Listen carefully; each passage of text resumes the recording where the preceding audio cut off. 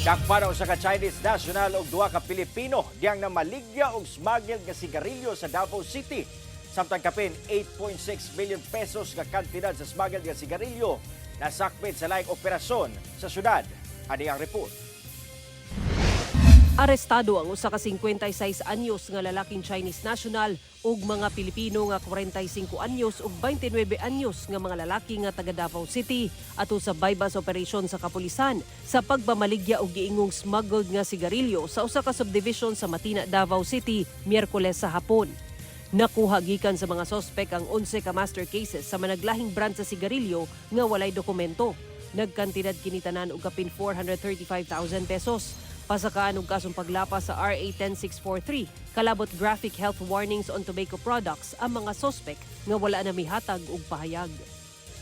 Sa laing operasyon, nakumpiska sa otoridad ang kapin 8.6 million pesos nga kantidad sa gingong smuggled nga sigarilyo nga giabandona sa Purok 19 Cabanes Road sa Barangay Ilang, Davao City, Huwebes sa gabii. Sumala sa kapulisan, dunay nagreport kanila kalabot sa mga abandonadong karton sa sigarilyo. Dihang miresponde sila, nakamatikod matud pa sa operasyon ang 26 anyos nga lalaking sospek nga taga Davao City. Kinsa mo'y nagbantay sa maong mga sigarilyo ug gilen kining miikyas. Na-recover sa otoridad ang 431 master cases sa gingong smuggled nga sigarilyo, gituhang shabu ug caliber .45 nga pistola. Padayong gipangita ang sospek. Sara Hilomen Velasco, 1 Mindanao.